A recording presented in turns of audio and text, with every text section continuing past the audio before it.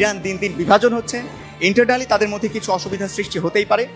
তবে তাদের যে মিত্রগুলো ছিল, আপনি দেখেন সিরিয়ার বাশার আল আসাদ এখন নাই, তাদের সাথে থাকবে বলে আমি মনে করছি না।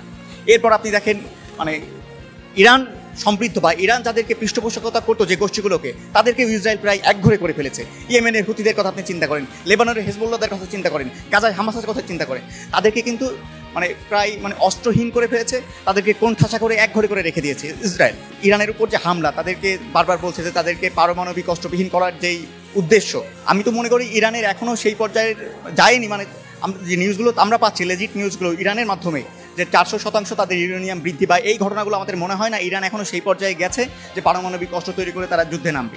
বরং আমরা মনে করি ইসরায়েলকে দমিয়ে রাখার জন্য এই যে পুঁজিবাদী বিশ্ব ব্যবস্থা, এই দেশগুলো মধ্যপ্রাচ্যে যেগুলোকে আমরা বলি পেরিফেরাল দেশ, এই কোর দেশগুলো, এই পেরিফেরাল দেশগুলোকে শোষণ এবং বঞ্চনার উদ্দেশ্যে তাদেরকে দমিয়ে রাখছে। তাদের মধ্যে যুদ্ধ একটি খেলা, এই বিশ্বের ফোড়া আমরা বলি, বিশ্বের আবর্জনা আমরা বলি, ইসরায়েলের মাধ্যমে মধ্যপ্রাচ্যকে তারা অস্থিতিশীল করে রাখছে। যুক্তরাষ্ট্রের মানে আপনি দেখেন 40 থেকে 50,000 সৈনিক মধ্যপ্রাচ্যে ঘুরে বেড়াচ্ছে, তাদের 19টি সেখানে বেস ক্যাম্প আছে।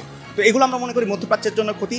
মধ্যপ্রাচ্যে আজকে যে অস্থিতিশীলতা, মধ্যপ্রাচ্যে আজকে যে যুদ্ধ ভাব এবং সারা মানে মধ্যপ্রাচ্যের মানুষদের যে জনজীবনহীন সংকট, এখন তারা তেহরান দেখেন অত্যন্ত জনবহুল একটি জায়গা তেহরান, সেখান থেকে তাদেরকে সরে যাওয়ার জন্য বলছে ইসরায়েল, বারবার তাদেরকে সতর্কমূলক ব্যবস্থা নেওয়ার কথা বলছে। তো এই যে জনবিভ্রান্তি মধ্যপ্রাচ্যে, এটা আমরা মনে করি মার্কিনী স্বার্থোদ্ধারের একটি অপপ্রয়াস এবং মধ্যপ্রাচ্যকে অস্থিতিশীল রাখার, বিশ্বের হার্টল্যান্ডকে অস্থিতিশীল করে তোলার একটি প্রয়াস, যেটি পুঁজিবাদী বিশ্ব ব্যবস্থার একটি সিস্টেম মাত্র। ইরানের উপর যে ইসরায়েলের অ্যাটাকটা, ওটা তো ছিল ইলিগালি অ্যাটাক করছে। ইভেন যে as a human being you can not support the genocide, what's happening in Gaza and what's happening in Iran and what's happening in the Israel. So আমি মনে করি ইসরায়েলের এই অ্যাটাকটা পুরাই ইলিগালি, এবং ইরান তার প্রতিক্রিয়া জানাচ্ছে, ইরান তার আত্মরক্ষার জন্য এই যুদ্ধে তার প্রতিক্রিয়া জানাচ্ছে, এর বেশি কিছুই না। ইরানের অর্থনৈতিক অবস্থা যদি আপনি দেখেন, নোটিস করেন, ইরানের সামরিক অবস্থা বা ইভেন ইরানের অনেক জেনারেল হতে হয়েছে, সাধারণ মানুষ হতে হয়েছে, সিভিলিয়ান হতে হয়েছে, সেম অবস্থা কিন্তু ইসরায়েলের যেটা অবস্থা, তালমাতার অবস্থা ইরানের থেকেও বেশি, কিন্তু ইরান অলরেডি সিচুয়েশনটা হ্যান্ডেল করে নিচ্ছে, under control already. So I am very much optimistic about Iran and Iran will win the war. I am very much optimistic about this conflict, what's happening in Iran. এই মধ্যপ্রাচ্যের বিষয়টা সবসময় অস্থিতিশীল থাকে। এখন ইরান আর ইসরায়েলের যুদ্ধ, বিষয়টা আরও তোলপাড় অবস্থা। অ্যান্ড যদি খুবই লং টার্ম একটা যুদ্ধ হয়, তাহলে আন্তর্জাতিক বাজারে মন্দা অবস্থা হবে, এবং অলরেডি অনেক সিভিলিয়ান মরতেছে, মোর দ্যান 1000 সিভিলিয়ানস মরতেছে। আর এটা কিন্তু বিশ্ববাসী এটা সাবার করবে। বিশ্ববাসীর আমার উচিত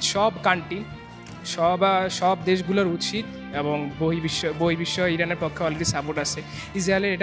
ইসরায়েলের যে এটা ইলিগালি হামলা করছে ইরানের উপর, তাই এটা বোঝাই যায়। আমার উচিত সব দেশগুলো বসে আন্তর্জাতিকভাবে এটা হ্যান্ডেল করা উচিত এই বিষয়টা, নাহলে যে ইকোনমিক রেট বা বহির্বিশ্বের যে অস্থিতিশীল অবস্থা, এটা কাটা ওঠা সম্ভব না। যুদ্ধটা করতেছি আসলে আমেরিকা, কিন্তু এক্সিকিউট করাচ্ছে ইসরায়েলকে দিয়ে। তো এটা একটু যুদ্ধের পরিণতিটা খুব ভয়াবহ হবে, কিন্তু আমার কাছে মনে হচ্ছে at the end of the day ইরানকে হারানো অত সহজ না আর কি। না, স্টিল নাও তারা একা, কিন্তু ইন দ্য লং টার্মে তারা একা থাকবে না।